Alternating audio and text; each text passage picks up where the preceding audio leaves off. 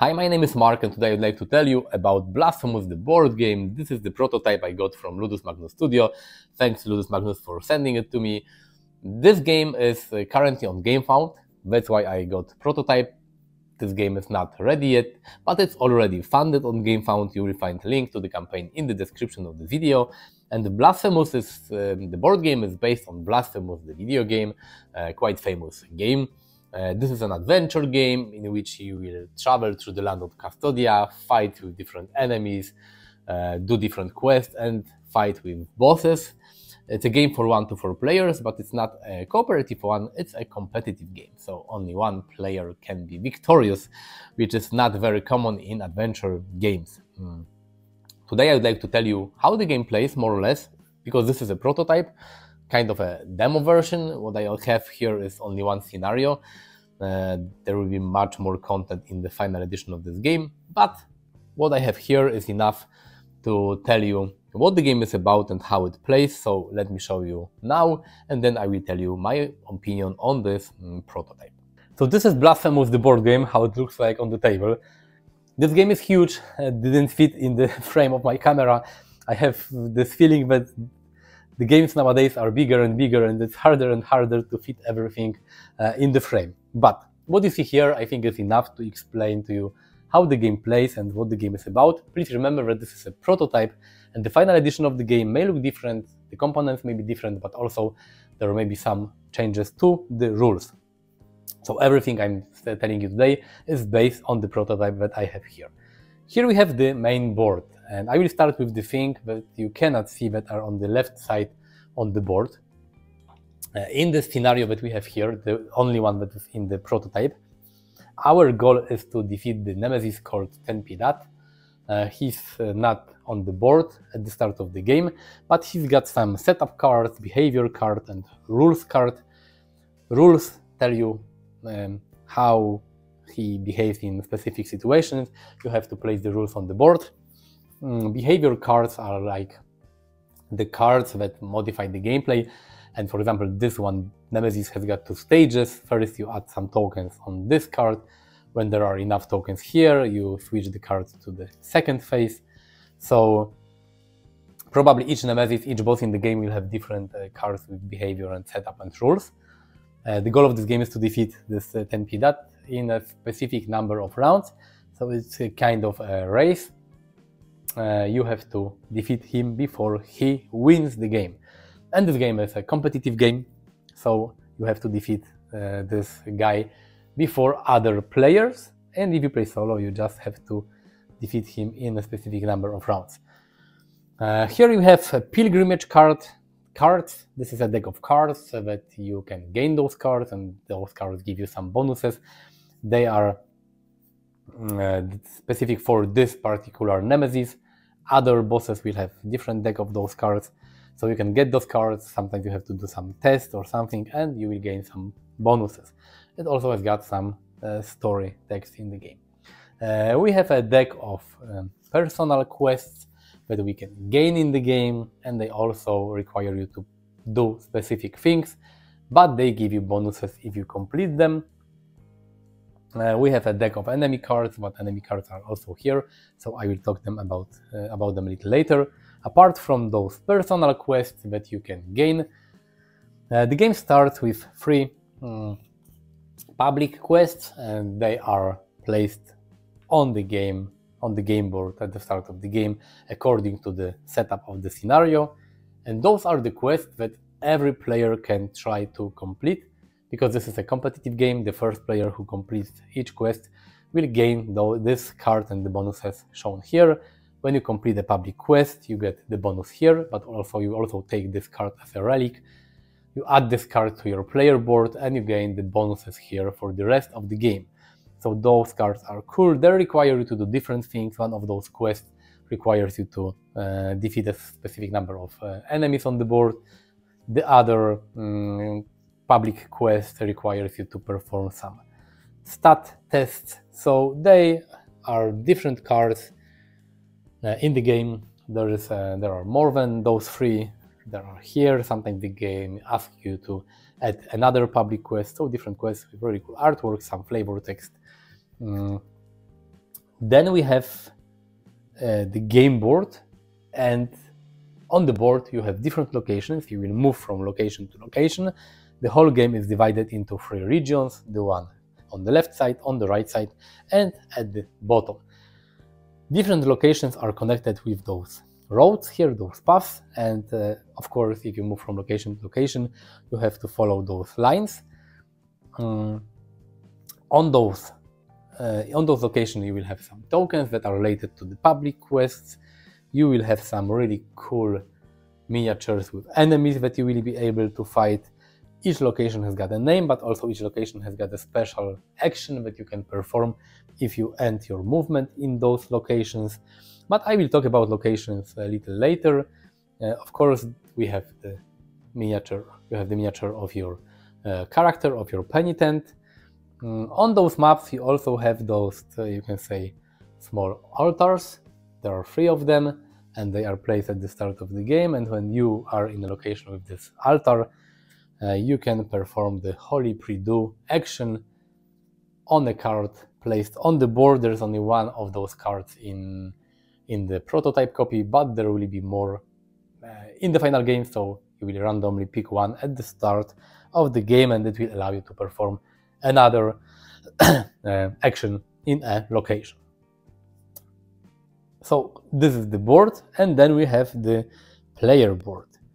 And again, this is a prototype, so the final version will be probably dual layered.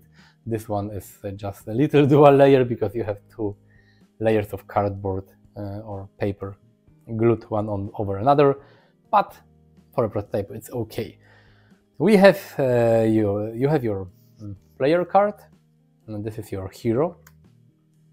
Every hero comes in 3 different variants, and at the start of the game you have to choose one of the variants. You have 4 different characters, and each character has got 3 variants. They have different stats, different resistance values, different abilities as well, so you have to choose one and you have to place it on your player board.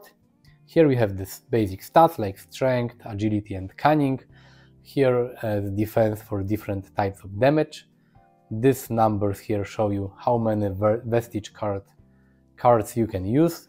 Those are the cards that you use to upgrade your character. There are 3 types of those cards, and you have slots to place them here. Here we have tracks. This is a fervor track. Fervor is like the resource that you use that you spend to activate special abilities on your vestige cards, if you have those cards. Health points are like health points, or here you track your damage. If it goes here, you will die, and then you will be resurrected on the board, but you will gain guild tokens. You don't want to die. Here are tiers. Tiers are the value in the game, and you spend tiers to buy the upgrade card for your character. Here we have Destiny track. Destiny helps you in exploration. When you're in a location, you can explore, and in those exploration action, you will roll a D100 die, and to the results of your roll, you will add your Destiny value. The higher the roll and value, the better, because then you will. I will talk about it a little later, but basically you want to have high results, so the more Destiny you have, the better. Here is the pain track. Each time you fail a stat test, you will get pain, 1 pain. If you have 3 pain, then you can spend it at the end of the turn to get one of those cards, upgrade vestige cards for free, or to get a personal quest. And here is Whisper track, and Whispers are connected to the specific scenario. In this scenario, you need Whisper to fight the boss, because in order to go to a location with the boss, you need to spend Whispers. So you need to get them if you want to win the game. You also have your Flask that will restore 3 health points.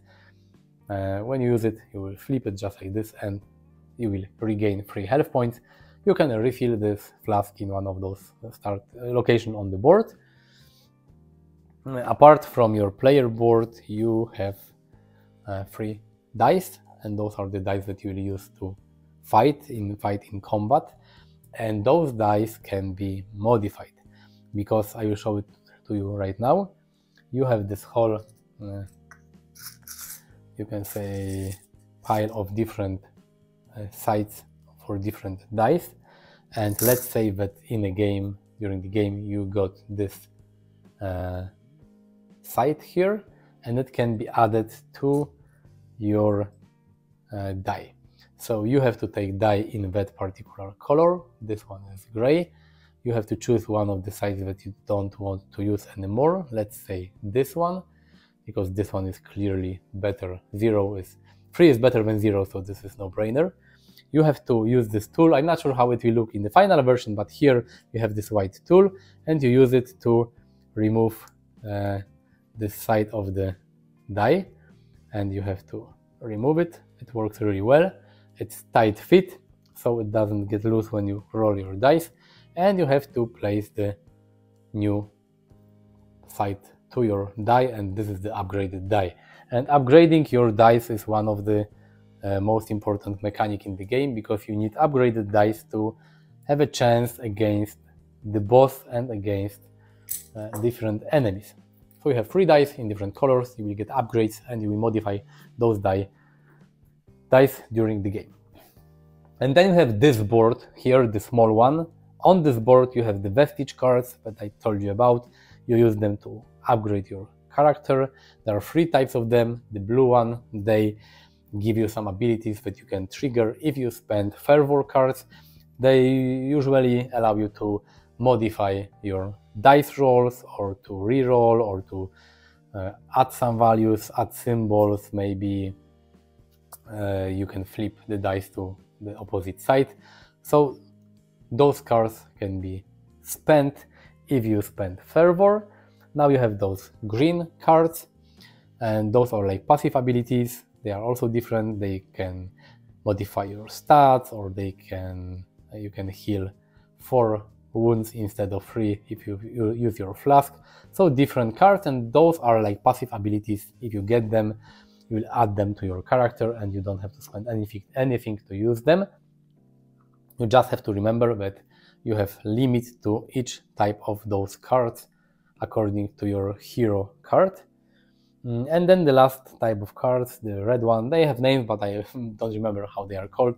Those red cards allow you to modify your dice, so they are very important, and you will get those cards. If you get one of those cards, you can modify a specific die. Each card from this deck or the other deck has got this value here, and this is the cost in tiers that you have to spend if you want to buy those cards. You will be able also to get those cards for free, like if you have a lot of pain in the game, or if you defeat one of those enemies. But if you just want to buy them from one of those actions on the player board, you have to pay the number of tiers shown here. Then we have different enemies. The game starts with 3 of them. More enemies can come to the board. Each enemy card looks like this, more or less. This is the level of the enemy. This is 1. This is, for example, 3. The higher the number, the more difficult the enemy. Here you have rewards for defeating the enemy. If you defeat the enemy, you will get those rewards. Here it shows how much damage you will get if you want to move away from a location with the enemy. The enemies are on the board, and you don't have to fight them, but if you want to move away from a location with an enemy, this is the number of damage you will get for running away, basically. And here are attacks, the symbols that you have to roll on your attack dice or your combat dice. I will talk about a little later. Here is the damage you will get for the counter attack of the enemy. And here is the information when the rage track is being raised, because this card, when it's placed here, you have those yellow cubes. You place it near the enemy card, and each time the rage increases, you move this yellow cube up. If it goes to a location shown on the enemy card, something will happen. Mostly new enemies will appear on the board, but I will talk about combat later. Below each enemy is one random vestige card placed at the start of the game. When you defeat this enemy, apart from the reward from the card, you will gain this vestige card for free, and then if there are more miniatures on the board, you will randomly draw another card. So we have the board, we have the enemies, we have your player board. We have one more board that is not visible here. This is the arena, and this is the arena where you will fight the final boss and nemesis. You have to construct it like this. I will not hold it in my hand like this because it can fall down, but basically this is the arena. It looks epic, like a diorama. And if you fight a boss, you will take the big boss, you will place it on one of the nodes. You can see there are different nodes on the arena. You will take your hero and place it on another node, and you will fight the nemesis. The nemesis has got a specific deck of combat cards or enemy cards. Those are the basic enemy. This is the basic attack. This is the more aggressive attack. And those cards look similar to enemy cards with some differences, but I will talk about it later in this video. But you have to remember there's an arena where you fight the nemesis boss. And how the game plays. The game is divided into dawn phase and into sunset phase. The dawn phase is the phase of the game where basically you will act, you will play your turns and do different actions. And at least in this scenario, during sunset phase, the boss, the nemesis, will do something on the board. In your turn, the first thing that you can do is move. You can move up to 2 connected locations. If you move through a location with the enemy, or if you start in a location with an enemy and you move away, you will get the damage depicted on the enemy card. But you can move up to 2 places. This is optional. You can stay in the same location or you can move, it's up to you. The next thing that you can do is activating, it's called collecting. You will activate the ability of a specific location. And there are different abilities on different locations. Some locations allow you to heal, some allow you to gain fervor or gain tears. In some locations you will get destiny, that allows you to explore better. You have teleport here. On this location you can buy a vestige card. So different locations have different abilities, and you can trigger this ability of a location no matter if there is an enemy with you together or if you are alone, it doesn't matter. So first you can move, then you can activate the location specific action, and then you have the main action, and this is like obligatory. You have 3 choices, you have to do one of those 3 things. The first thing that you can do is dash. Dash means that you can move 1 more space to 1 adjacent location. That's it. The second thing that you can do is combat. If you are in a location with an enemy, you can try to defeat this enemy.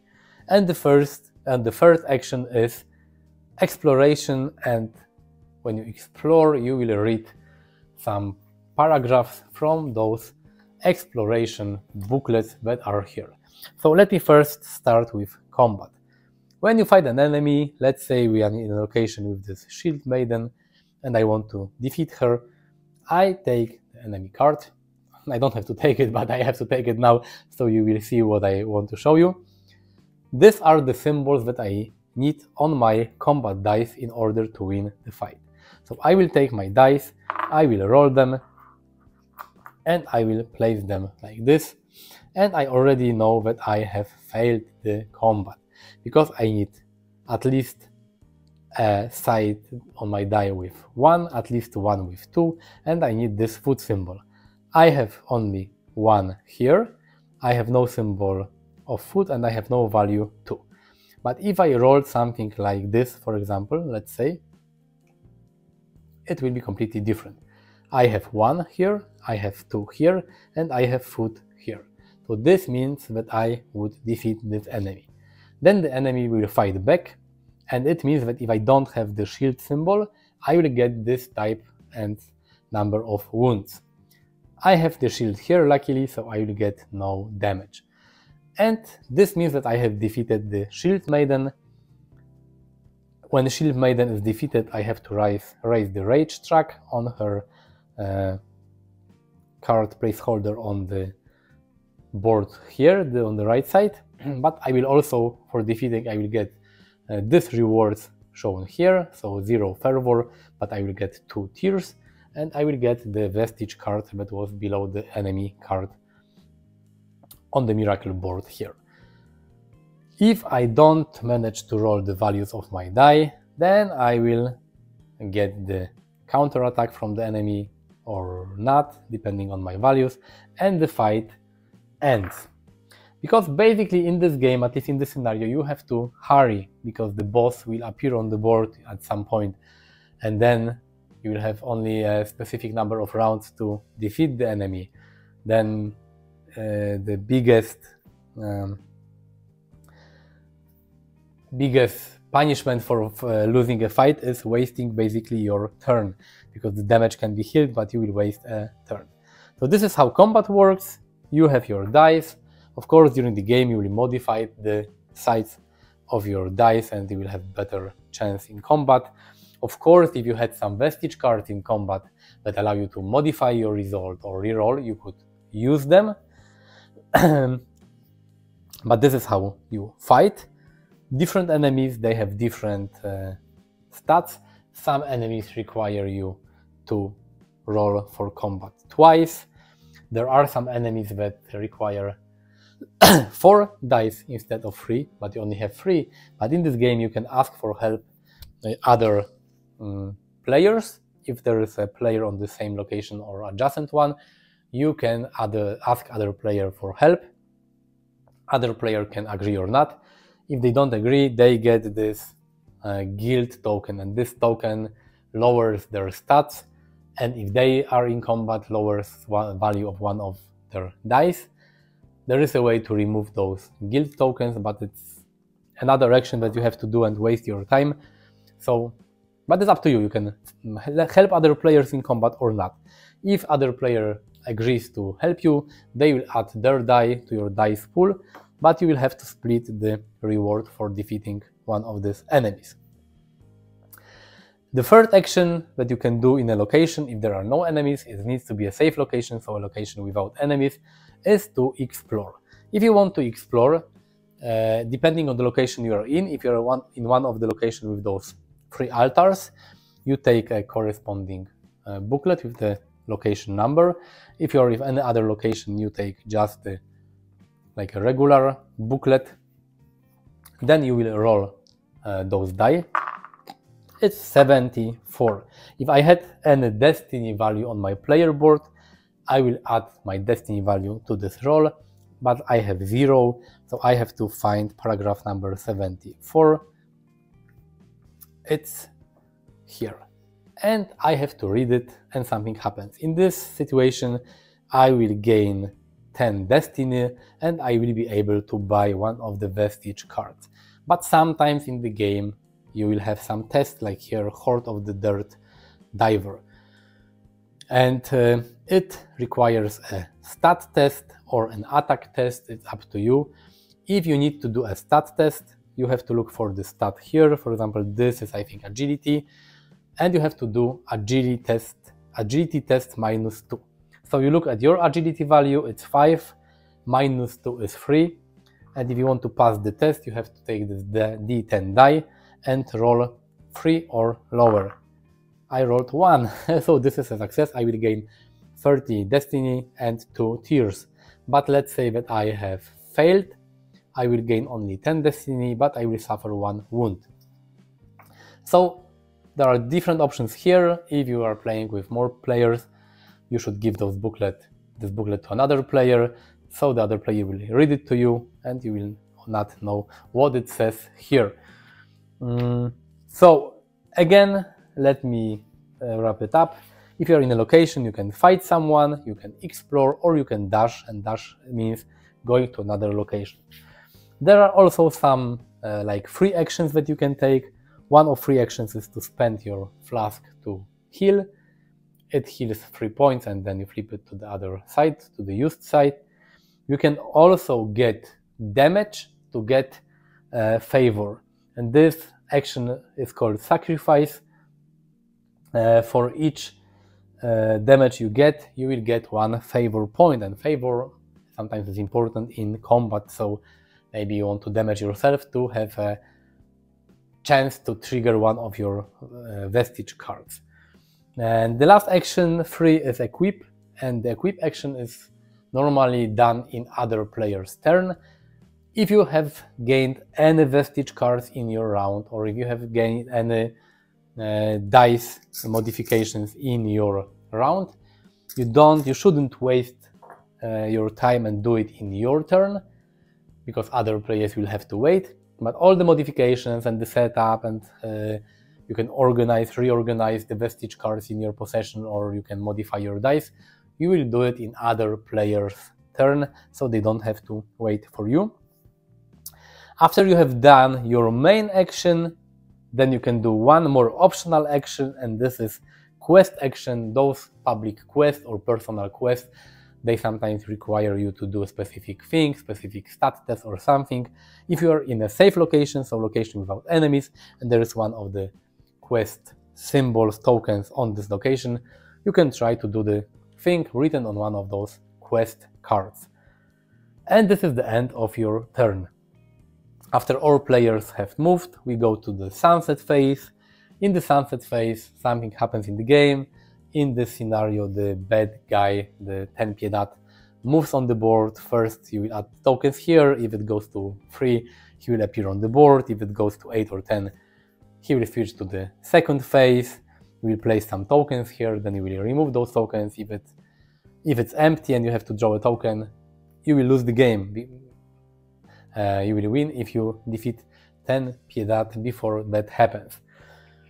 And the combat with the big boss looks similar to regular combat. When he's in a location and you want to move to this location, you need to spend 1 whispers from your player board, at least in this particular scenario. And then you will take this arena.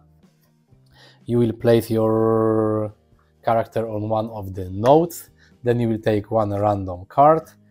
This card shows you where the nemesis will appear. It also shows you some bonuses that you might get for being on a specific node. You can move to another node if you want, but this will lower your stats. Then you have to do a stat test. If you succeed, you will gain some bonuses in this combat. If you fail, you will get some damage. Then you will roll your combat dice. You will try to get those symbols. Then the enemy will try to counterattack, and also depending on which node you stand from the symbols here, you will get another damage. If you survived and if you managed to match those symbols on your die, then there is another combat round. In this scenario, if you win 2 times with this regular combat cards and 1 time with this harder combat card, you will win the whole game. And this is how the game basically works. Again, at least this scenario, the 10 Piedad pilgrimage, this is how it works. With other nemesis and other scenario, there may be some other rules, but this is the core game. Let me tell you what I think about Blasphemous. Please remember once again that this is a prototype copy, so what I have here will be different from the final edition, and if you watch this video in the future and your copy of Blasphemous will look a little different or play a little different, then remember that this is a preview copy of the game. But I have written down some things that I like about this game, and there are quite a lot of things that I like. First of all, there is no campaign and no scenarios, and this is an adventure game that you can play and finish in one evening, which is really cool, just like Eldritch Horror or, I don't know, Fortune and Glory, Witcher, the Old World. You will set up the game, you will play through this game, you will have some adventures, you will fight enemies, fight bosses, and then you will finish the game and pack it up, and that's it. I have too many campaign games with endless scenarios and endless campaigns, so it's nice to have an adventure game that can be played in one sitting. The second thing is that the rules are very intuitive and the gameplay is very smooth.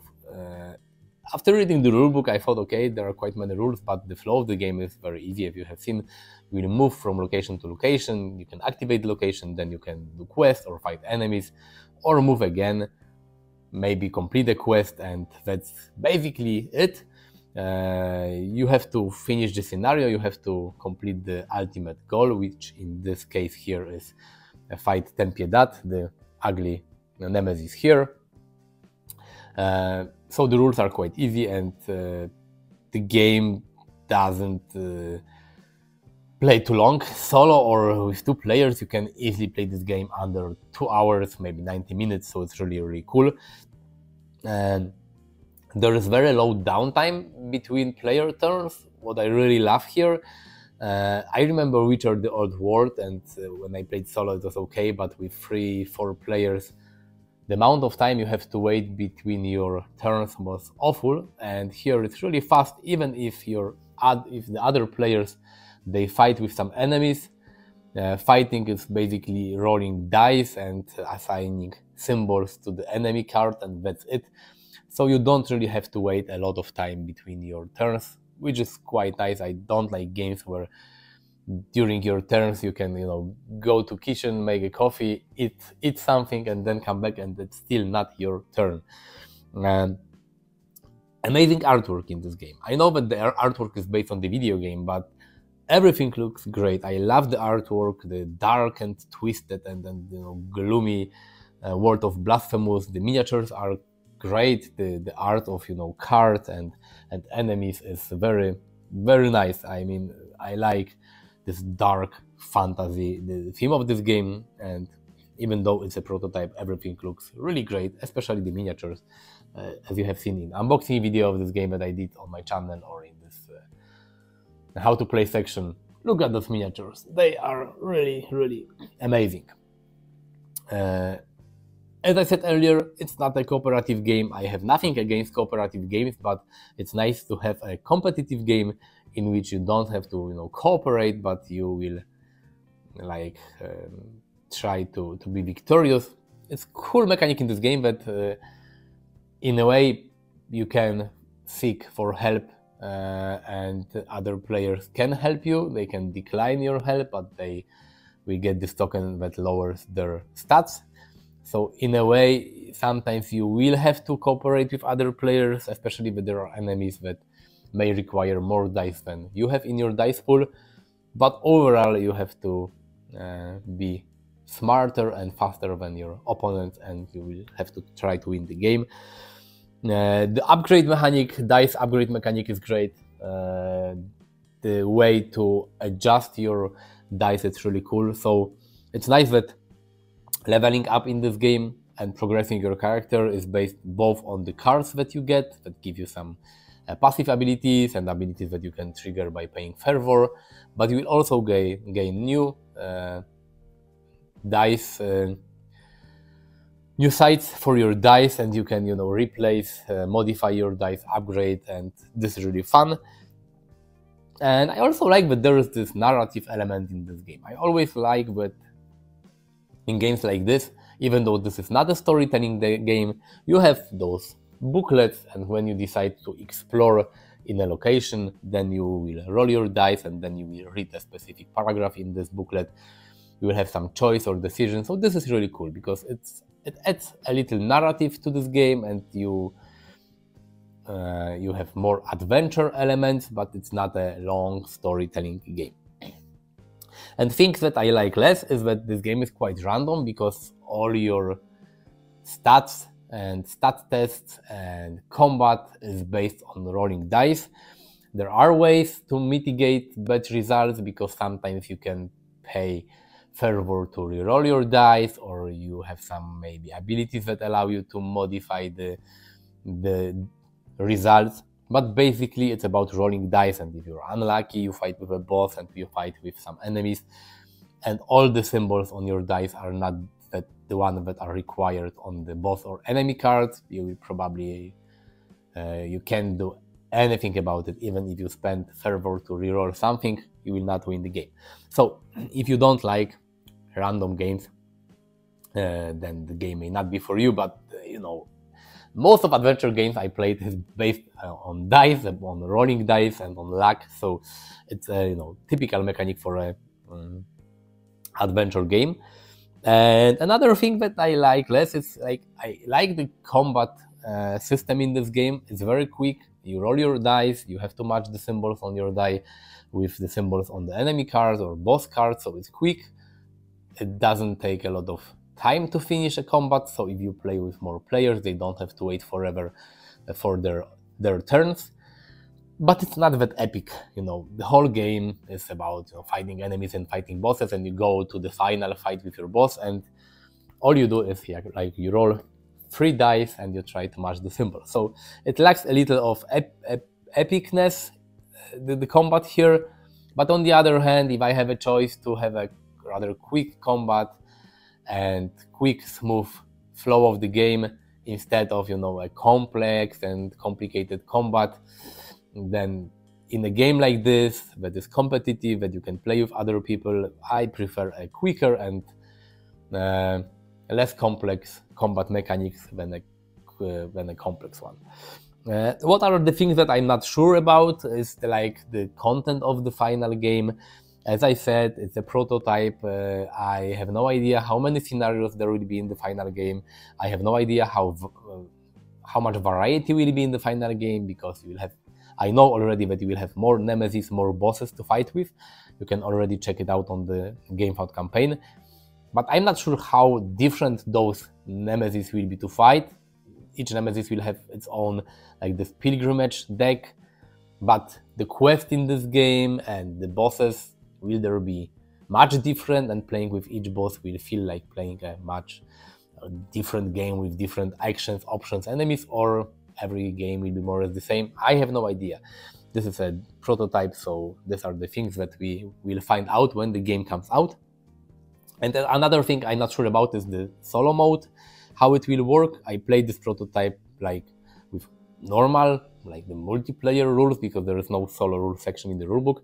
So I just tried to fight Tempidat and defeat him before the game ends, the timer, you can say, in this game.